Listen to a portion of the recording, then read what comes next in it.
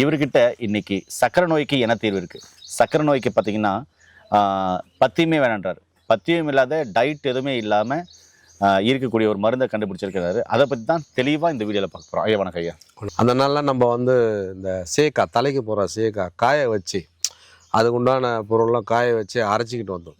இப்போ யாரையாவது கேட்டு பாருங்கள், டைம் இல்லைன்னுவாங்க, நேரம் இல்லைன்னுவாங்க. அதான் சொல்கிறேன், வேக வேகமாக போகுது, எல்லா வியாதியும் வேக வேகமாக வந்துடும். ஆமாம்.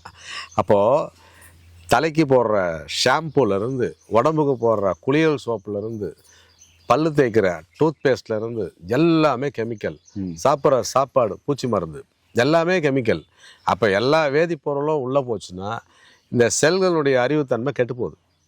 நம்ம உடம்புல இருக்கிற ஒவ்வொரு செல்லுடைய அறிவுத்தன்மை கெட்டு போகிறதுனால அது இன்சுலினோடவே வந்தாலும், குளுக்கோஸ் இன்சுலினோடவே வந்தாலும், அதாவது விசா இருக்குது, டிக்கெட் இருக்குது, பாஸ்போர்ட் இருக்குது, ரெண்டுமே இருக்குது, இருந்தாலும் அந்த செல்லு அக்செப்ட் பண்ணாது. ஏன்னா அதோட அறிவுத்தன்மை கெட்டு போச்சு. நம்ம நிறைய பேர் கேட்டுக்கிட்டதுனால இந்த பத்தியம் இல்லாத இந்த சூரணத்தையும் இந்த குடிநீரையும் அறிமுகப்படுத்தியிருக்கோம். பத்தியம் இல்லைன்னு சொல்கிறத விட நீங்கள் ஓகே, நீங்கள் தான் டெக்னிக் சொல்லிட்டேன், உங்களுக்கு எதை சாப்பிடணும் சாப்பிடக்கூடாதுன்னு சுதந்திரம் கொடுத்துருக்கு இயற்கை.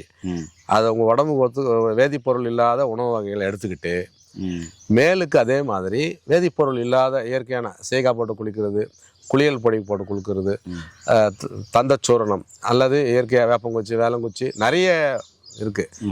மொத்தத்தில் டூத் பேஸ்ட்டை அவாய்ட் பண்ணுங்கள். வேறு எந்த முறையில்னாலும் நீங்கள் பல்ல வளர்க்குங்க.